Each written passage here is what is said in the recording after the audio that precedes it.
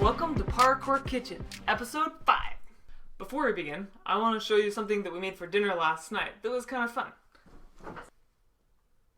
It's a simple potato salad using red potatoes boiled lightly.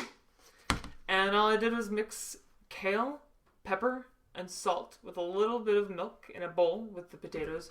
And voila. Is it really potato salad? Well, maybe not the same potato salad that you and I think of, because potato salads have traditionally had eggs and mustard and tons of spices and some mayonnaise. But potato salad in its own right, it's a potato. It had some kale. It had some seasoning. It was a good salad. That's just an idea of substituting in your own meals of different things you can do. It all starts with disassociation. Disassociation, that's the word that we use to help us pull apart ideas we have stuck together inside of our brain. When we disassociate certain foods from themselves, we can reassociate them with other foods that are equal or better value and switch up the meal a lot. It adds a lot of creativity to your food. So let's begin. Let's talk fats and creams. We have a variety of different fats and creams to show you today how you can interchange and replace or substitute each of these for each other. Let's start here with our friend Mr. Butter.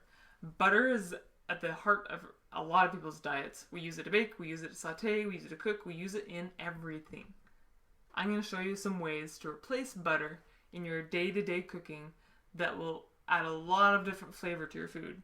Let's start with coconut cream. Coconut cream is great for anything savory or you're baking. Applesauce. Applesauce is actually a great way to saute something or to fry it in a frying pan. It adds a great natural saucy flavor to it that has a tangy sweet accent. Yogurt. Yogurt is great for replacing butters and sour cream. It's all natural and has a lot of protein content to it. Be careful not to warm yogurt up too much or to add anything acidic to it, as the yogurt will tend to curdle. Peanut butter. If you're baking anything, whether it be cookies, candies, or breads, peanut butter is a great accent to replace the butter. Olive oil. Olive oil is sophisticated. It adds a great cooking complexion to a lot of food that you're cooking on the stove or in the pot. A little bit of oil covers a lot of ground. Milk. Milk does the body good. Milk is great for adding liquid content to foods that are dry. For example, mashed potatoes. You can add straight up milk mashed potatoes with a quarter of the butter that most recipes call for and get the same consistency with a quarter of the fat. It's a good substitute. One of my favorite is Mr. Avocado. You can't go wrong with an avocado. Avocado is a great substitute because it's natural. It's its own fruit / vegetable / whatever you want to call it. So simply cut it into small chunks or slices or mash it and add it to anything you're making. Whatever you do, the avocado will add a great complementary taste and texture of creaminess to your food. Next are salts. Ha! Totally joking. How do you replace salts with, well, salty non-salts? Let's look at a few. We have Mr. Mustard. Did you know that mustard is a great salt replacement? It has nearly, well, nothing to it. There's like nothing in here. Look at the nutritional content on a mustard, and you realize that this guy's packed with flavor. Vinegar. There's a lot of different types of vinegar. This is apple vinegar. It could be used for cooking meats, for cleaning. There's also balsamic vinegar. Vinegars are great for adding a lot of flavor, full flavor to food without much sodium content. Seasonings. Some ready-to-go seasonings can be a great replacement for just straight up salt and give you less salt as they add in a lot of other flavors and spices to it. For example, this one has anise, garlic, pepper, and some paprika. We love using it as a simple shake and bake type of a go-fill for anything we're making, whether it be potatoes, fish, or anything else for that matter. Let's look at a few more herbs and spices.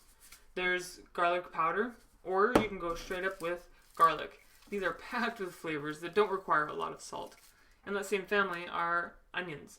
Onions are a great way to add natural flavor and salt content to your food. Paprika, my personal favorite. Peppercorn, pepper, and then pepper grinder. Lots and lots of flavor. The lemon. Lemons are great because they're natural. You can not only use the lemon juice, but you can actually get a fine grater and you can grate off this peel. One quick tip. Lemon rice. It's amazing. Get a pot of rice, put some water in it, cut a lemon in half, squeeze all the juice out, take small chunks of the peel and put it into the rice as it cooks. The lemon oils in the zest of the lemon come out into the rice and gives you an amazing lemon rice flavor. Lastly, staples. Let's start with one of my favorite staples. Potatoes! Potatoes are one of my favorite staples because they can go with anything. You have your russet potato, golden potato, and all different sorts of potato. My personal favorite, the red potato. Also in the potato category, but not necessarily potato, I like to put in yams, sweet potatoes, the beet. That's kind of gross. There's bread, noodles,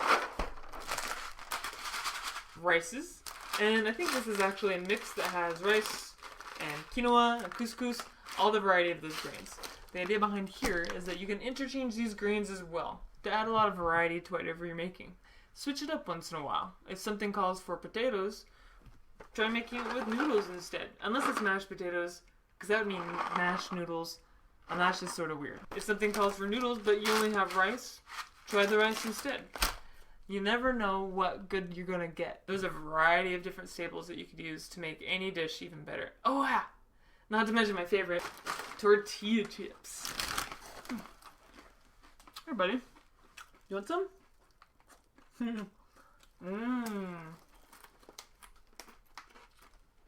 Oh. Tortilla chips go with almost anything. Actually, I eat like a whole bag of these. Well, that's pretty much it for the day. We've gone over a lot of stuff and cleared a lot of my cupboard out. I wanted to bring up one more note that a lot of this food is what I would consider very basic. Basic foods are timeless. You can go find substitutes and alternatives for some foods that are specialized, but I like to stick to the basic things that we typically have in our kitchen just so, well, it's simple. And you can use them in a variety of different foods too. Well, that's all. Mr. E, say goodbye, wave your tail, and we'll see you in episode 6.